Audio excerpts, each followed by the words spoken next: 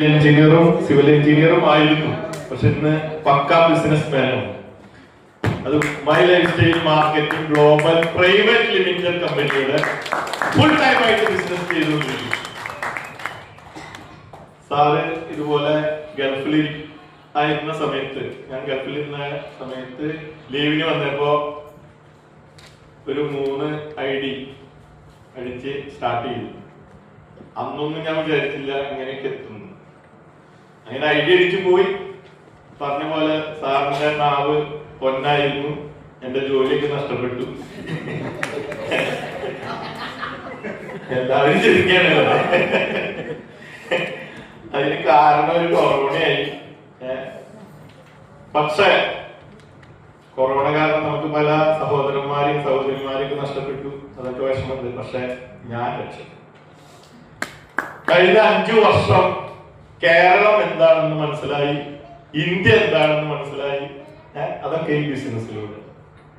കേരളത്തില് ഞാൻ 10ാം ക്ലാസ് പഠിക്കുമ്പോ തൃശ്ശൂരിലേക്കാണ് എന്നെ ടൂറ് കൊണ്ടുപോയിരുന്നത്. കാഴ്ചബംഗ്ലാവും പുത്തമ്പള്ളിയാണ്. അങ്ങനെ ഒരു കുഗ്രാമത്തില് ജനിച്ചു വളർന്ന ഞാന് പിന്നെ പ്രാരാബ്ധമായി പെട്ടെന്ന് ഗൾഫിലേക്കൊക്കെ പോയി. 30 വർഷം ഏകദേശം അവിടെ ജോലി ചെയ്ത് കേരളത്തിലെ വേറെ ജില്ലകളൊന്നും ഞാൻ പോയിട്ടില്ല. ഇന്ന് ആലപ്പുഴ ജില്ലയിലൊക്കെ ആ എന്താ പറയാ നാടൻ താറാവ് കറി, നല്ല കറികളൊക്കെ കഴിച്ച് ചെങ്ങന്നൂര് ബാബുസാറിന്റെ വീട്ടിലൊക്കെ താമസിച്ച് അങ്ങനെ കേരളത്തിലെ എല്ലാ ജില്ലകളിലും, അതുപോലെ പാലക്കാട് എന്നൊക്കെ ഞാൻ കേട്ടിട്ടുള്ളൂ. ഒരിക്കൽ കല്യാണം കഴിഞ്ഞ് വൈഫിന്റെ അമ്മായിയുടെ വീട് അവിടെയായിരുന്നു. അങ്ങനെ ഒരു വിരുന്ന് പോയിട്ടില്ല സദ്യ. അത് മാത്രമല്ല, ഇന്ന് പാലക്കാടിന്റെ പുത്രനായി മാറിയിരിക്കാൻ ഞാൻ അവിടെയാണ് ആഴ്ചകളോ. അപ്പൊ എത്ര നല്ല സ്ഥലം, എത്ര നല്ല ആൾക്കാര്. പ്രത്യേകിച്ച് ഞാൻ പറയാം, പാലക്കാട് എനിക്ക് സ്ത്രീകളോട് വളരെ ബഹുമാനം. ഈ ബിസിനസ്സിലൂടെ അവരുടെ വീട്ടിലൊക്കെ ചെന്നപ്പോല്ലേ, ഞാൻ തൃശ്ശൂർക്കാരൊക്കെ പറയില്ല, ഓരോ വീട്ടിലും പല ബിസിനസ് ചെയ്യുന്നത്. പപ്പടത്തിന്റെ ബിസിനസ് ആയിരുന്നു, അപ്പൊ വല്യമാടം ഉണ്ണിയപ്പത്തിന്റെ ബിസിനസ്, അച്ചാറ്, വെറുതെ ഇരിക്കുന്നവരില്ല, കാടയുടെ ബിസിനസ്. ഞാൻ ഈ ബിസിനസ് കൊണ്ട് ചെന്ന് പറഞ്ഞപ്പോ ആദ്യം അവരൊക്കെ ഇതൊന്നും വേണ്ട അച്ഛാ, അവിടെ ഇതുപോലെ അവരെ കൊണ്ട് 1-2 ലക്ഷത്തിനൊക്കെ എടുപ്പിച്ച് അവര് ചെന്നിട്ട് കട്ടിലിന്റെ ചോട്ടുന്ന് 50,000ന്റെ പ്രോഡക്റ്റ് ഒക്കെ ഡേറ്റ് കഴിഞ്ഞു. 95 ഒക്കെ 2-3 വർഷം ഡേറ്റ് കഴിഞ്ഞൊക്കെ എടുത്ത് കാണിക്കുമ്പോ എന്റെ നെഞ്ചു വരെ തകരും. പിന്നെ അവർ ഈ ബിസിനസ്സിലേക്ക് വരും. അങ്ങനെയുള്ള ലീഡർമാരായിരുന്നു അവർക്കുണ്ടായിരുന്നു. പക്ഷെ ഞാന് നമ്മുടെ ജോസഫ് സാറിന്റെ ഡ്രീം ബിൽഡേഴ്സിന് ട്രെയിനിങ് കിട്ടിയതായിരുന്നു. ഞാൻ പറഞ്ഞു, നിങ്ങൾ അതൊക്കെ മറന്നേക്ക്, എന്റെ ഒപ്പം വരും. പ്രോഡക്റ്റ് നിങ്ങൾ 1 ലക്ഷത്തിന് എടുക്കണ്ട.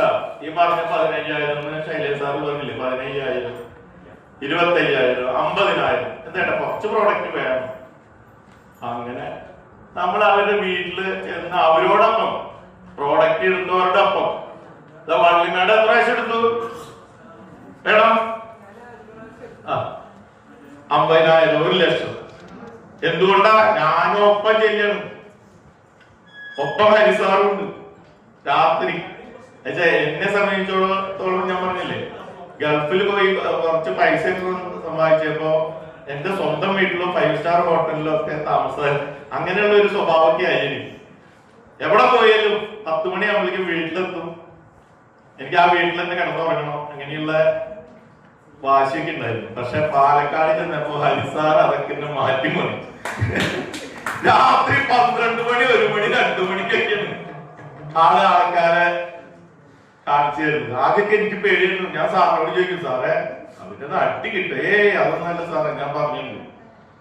അവരൊക്കെ ആ സമയത്ത് ഫ്രീ, എന്തായിട്ട് അവരൊക്കെ നന്നായി ജോലി ചെയ്തിട്ട് വന്ന് ക്ഷീണിച്ച് നമ്മളത് കേൾക്കുക.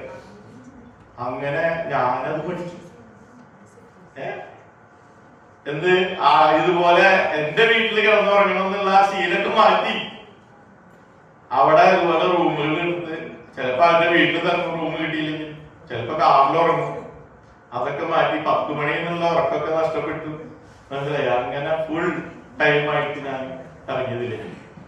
ഞാൻ എന്താ പറയണെന്ന് വെച്ചാൽ, പാലക്കാട് ഇതുപോലെ മറ്റ് ജില്ലകളിൽ ഇപ്പൊ ചെങ്ങന്നൂര് ഇതുപോലെ നമ്മള് ഈ ബിസിനസ്സിലേക്ക് വരുമ്പോ നമ്മള് ജോസഫ് സാറ് ചെങ്ങന്നൂര് പോയിട്ട് ബാബു സാറിനെ ജോയിൻ ചെയ്യിപ്പിച്ചു വരുമ്പോ എന്നോട് പറഞ്ഞൊരു കാര്യം, സാറേ എല്ലാ ആഴ്ചയിലും പോണം സാർ.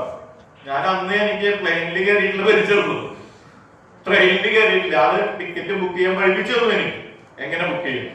അങ്ങനെ എല്ലാ ആഴ്ചയും ബാബു സാറിന്റെ വീട്ടില് പോയി. ആദ്യമൊക്കെ ആള് മൈൻഡ് ചെയ്തല്ല, പിന്നെ ചെല്ലുമ്പോ എന്നോടുള്ള ഒരു എന്നും വരികഴിച്ചിട്ട് ആൾക്കാരെ കാണിച്ചു. അങ്ങനെ ഇന്ന് ഏകദേശം ഒരു 50 ലക്ഷത്തിന്റെ ബിസിനസ് തന്നെ അവിടെ ബാബു സാറിന് പോകും. അപ്പൊ നമ്മള് ഇതിലുള്ള പലർക്കും പറ്റണത് എന്ന് സാറ് പറഞ്ഞില്ലേ, നമ്മുടെ ഇത്താവട്ടത്ത് ഇപ്പൊ ഞാൻ തൃശ്ശൂര് മാത്രം ഇങ്ങനെ നടക്കുകയാണെങ്കിൽ ഇതൊന്നും സാധിക്കില്ല. ഇന്ന് എനിക്ക് 3 ID കൂടെ വരുമാനം വരികയാണ്. ഫസ്റ്റ് ID ആണ് 1 കോടി മാച്ച് ചെയ്യാൻ പോവുക, രണ്ടാമത്തെ ID STC ആണ്, മൂന്നാമത്തെ ID STC ആണ്. അപ്പൊ ഞാന് എന്തുകൊണ്ടാണ് മറ്റ് ജില്ലകൾക്ക് പോയി? ഇന്ന് നേരത്തെ സാറ് പറഞ്ഞില്ലേ, കേരളത്തിലെ ഒരുവിധം ജില്ലകളിലൊക്കെ ഡിസ്ട്രിബ്യൂട്ടേഴ്സിന്റെ ഒരു 4-5 ജില്ലയിലെ ടീമുകളായി. ഇതൊക്കെ ഇങ്ങനെ പോയിട്ടാ. ഇപ്പൊ യുവജനോത്സവം വന്നു തൃശ്ശൂര്, ഞാൻ 5 ദിവസം പോയി. എന്നെ പലരും എന്റെ വീട്ടിൽ നിന്ന് എന്നെ കലയില്ല, തിന്നാൻ വേണ്ടി പോയി. നല്ല സദ്യ ഉണ്ടായിരുന്നു. ഇത് ഞാനതല്ല, അവിടെ ചെന്നു അടുത്തിരിക്കുമ്പോ നമ്മൾ ചോദിക്കില്ലേ എവിടെ വീട്. എനിക്കറിയാം അവിടെ നിന്ന് കേരളത്തിലെ എല്ലാ ജില്ലകളിലെ ആൾക്കാരും വരുന്നു. അപ്പൊ എന്നോട് ചിലവർ പരിചയപ്പെട്ടു. ഒരാള് കോഴിക്കോട്, അയാളുടെ ഭാര്യ വീട് തൃശ്ശൂര്, അങ്ങനെ പരിചയപ്പെട്ടു. അപ്പൊ സ്വാഭാവികമായിട്ട് എന്താ ചെയ്യണമെന്ന് ചോദിക്കും. അപ്പൊ നമ്മള് നമ്മുടെ കാര്യങ്ങൾ പറയും. അങ്ങനെ ഒരാളെ പരിചയപ്പെട്ടു. ആള് ഇതുപോലെ കുറെ ഞാൻ വാട്സപ്പിലൊക്കെ അയച്ചു കൊടുത്തു. അങ്ങനെ അത് കണ്ടിട്ട് ആള് എന്താണ് സംഗതി ചോദിച്ചു. തൃശ്ശൂർ പൂരത്തിന് വന്നിട്ടുണ്ടാകും. അയാളെ നേരിട്ട് കണ്ടു. അങ്ങനെ കോഴിക്കോട് അയാളെ ജോയിൻ ചെയ്യിപ്പിച്ചു. കോഴിക്കോട് ഞങ്ങൾ GTS വരെ ഞാൻ ഹരിസാറും പോയിട്ട് അങ്ങനെ അവാർഡിൽ തുടങ്ങി. ഇങ്ങനെയൊക്കെയാണ് നമ്മൾ ചെയ്യുന്നത്. ഇത്രയേ ഉള്ളൂ. പ്രത്യേകിച്ച് സ്ത്രീകളോട് പറ്റി പറയാം. ഇപ്പൊ ഗവൺമെന്റ് 15-ാം തീയതി മുതൽ ഫ്രീ ആണ് KSRTC അല്ലെ. നിങ്ങള് സ്ത്രീകൾ എനിക്ക് ആരും കിട്ടില്ല, എന്റെ നാട്ടിലുള്ളവരൊക്കെ കഴിക്കും. ഒരു പേടി പേടിക്കുന്ന KSRTC ഫ്രീ ആയിട്ട് പോവുക. അതുപോലെ നടുക്ക് സീറ്റിലിരിക്കുക. അപ്പുറത്ത് പറഞ്ഞില്ല ഫ്രീ ആണ് ഇപ്പോ. ഇതുപോലെ ട്രെയിനിൽ പോയാൽ മതി. മനസ്സിലായില്ല? നമ്മള് ഇപ്പൊ ബാബുസാറൊക്കെ ട്രെയിനിൽ യാത്ര ചെയ്യുമ്പോ പഞ്ചാബിലും മഹാരാഷ്ട്രയിലൊക്കെ പോകുമ്പോ ഇങ്ങനെ ട്രെയിൻ യാത്ര ചെയ്യുമ്പോ ആൾക്കാരെ കാണും, പരിചയപ്പെട്ടു. ഇങ്ങനെയൊക്കെയാണ് ആൾക്കാരെ കണ്ടത്. ഞാനും ഇങ്ങനെയാണ്. അപ്പൊ കൂടുതൽ എന്താ, ട്രെയിനിങ് ഒക്കെ കഴിഞ്ഞ എല്ലാവരും സന്തോഷത്തില്ല, ഞാനും അതെ. അപ്പൊ ഞാൻ ചെയ്യണത് പോലും എനിക്ക് തോന്നി പോരാ, ഇതിൽ കൂടുതലാവും. അപ്പൊ നിങ്ങള് എനിക്ക് പറയാനുള്ള കുറച്ച് കാര്യങ്ങൾ, സോഷ്യൽ മീഡിയ നന്നായിട്ട് ഉപയോഗിക്കുക. എന്റെ ഒക്കെ പലരും കളിയാക്കിട്ട് ഇപ്പോഴും കളിയാക്കി. ഇന്നത്തെ പരിപാടി എടുക്കാൻ ഞാൻ ഇവിടെ നിന്ന് ലൈവ് ഇടുന്നു ഫേസ്ബുക്കിൽ. അതൊക്കെ ഞാൻ ഇതിന്റെ ഇടയിൽ ചെയ്യുന്നുണ്ട്. എന്തുകൊണ്ടാണ് ഞാൻ പറയുന്നത്? ഫേസ്ബുക്കില് ഇതുപോലെ നിങ്ങൾ ജോയിൻ ചെയ്തിട്ടില്ലെങ്കിൽ ഇന്ന് തന്നെ ജോയിൻ ചെയ്യുക. നിങ്ങൾ അപ്ലൈ ലീഡേഴ്സ് ചോദിച്ചു. ഫേസ്ബുക്കിൽ നമുക്ക് ഇഷ്ടം പോലെ ഫ്രണ്ട്സിന് മനസ്സിലായി. നമ്മുടെ ഫേസ്ബുക്ക് ഇതൊക്കെ കണ്ടിട്ട് പലരും എന്നോട് നമുക്ക് ഇത് അയച്ചു കൊടുക്കുക, അവരൊക്കെ പരിചയപ്പെട്ടു. ഞാൻ ഇപ്പൊ അടുത്തൊരു ഇന്റർവ്യൂ ഉണ്ട് ബേസിലിന്റെ. ബേസിൽ അറിയാലോ, നല്ല സംവിധായകൻ. ഇപ്പൊ അതിനല്ലേ ഒരു സിനിമ വല്ല ഇറങ്ങി അതിനുണ്ട്. അപ്പൊ ഈ എങ്ങനെ ബേസില് ശ്രീനിവാസനെ, എന്റെ മകനെ ഇനി ശ്രീനിവാസനെ പരിചയപ്പെട്ടു ഫേസ്ബുക്കിലൂടെ. ആളൊരു റിക്വസ്റ്റ് അയച്ചു, പിന്നെ സംസാരം അതായി. ഇന്ന് നമുക്ക് നല്ല സംവിധായകൻ, അവര് തമ്മിൽ പടങ്ങളായി. ഇങ്ങനെയാണ് പല സ്ഥലത്തുള്ള ആൾക്കാരെ കിട്ടും. അത് സോഷ്യൽ മീഡിയ ഉപയോഗിക്കുക. അതുപോലെ സ്റ്റാറ്റസ്. എന്തുകൊണ്ടെന്നാ ഞാന് നിങ്ങൾക്കറിയാം PUC എടുത്തിട്ടുണ്ട്. PUC ജോസഫ് സാറ് PUC ഒക്കെ എടുത്തപ്പോ ആദ്യം പറഞ്ഞ സാറ് കുറച്ച് കാലം അവിടെ വന്നിരിക്കും, വെറുതെ വന്നിരിക്കും. ഈ ബിസിനസ് എന്താണ്? ഈ വെറുതെ വന്നിരിക്കുമ്പോ കുറെ ആളെ പരിചയപ്പെട്ടു. എല്ലാവർക്കും പറ്റും, നമുക്കൊക്കെ നിങ്ങൾക്കൊക്കെ ഏത് PUC-ലും പോയിരിക്കും. ഒരാൾ ഇറങ്ങി പോകാൻ പറയില്ല. ഒരു ഡിസ്ട്രിബ്യൂട്ടർക്ക് ധൈര്യമായിട്ട് പോയിരിക്കും. ആ കാര്യത്തില് സന്തോഷാണ്. ഞാൻ എന്നും ക്യാമറ കൂടെ നോക്കുമ്പോ തൃശ്ശൂർ PUC-യിലെ ആളുണ്ടാവും, കുറെ പേരെ കിട്ടുണ്ടാവും. ഇപ്പൊ അടുത്ത് ഞാൻ പോയപ്പോ എനിക്കുണ്ടായി. ഇപ്പൊ ഈ കംപ്രഷൻ വന്നപ്പോ കുറെ ഐഡിയ നഷ്ടപ്പെട്ടു. ഒരാൾ വന്ന അയാളുടെ ഐഡിയ അയാളെന്താ അറിയില്ല, ഐഡിയ പോയി. അയാളെ എന്താ ചെയ്യണ്ട? അപ്പൊ ഞാൻ എന്താ വേണ്ടത്? ഐഡിയ ഞാൻ ശരിയാക്കിയതാ. അപ്പൊ തന്നെ ഞാൻ വേഗം ഐഡിയ വെച്ചു.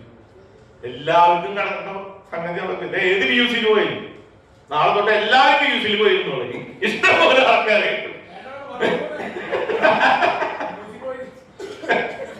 അപ്പൊ ഇതാണ് എങ്ങനെ മനസ്സിലായി. അയാൾ പറയുന്നത് എന്റെ സ്പോൺസറൊക്കെ മരിച്ചുപോയി, അതൊന്നും ആൾക്കെന്നെ അറിയില്ല ഏത് ടീമിലാവുന്നു.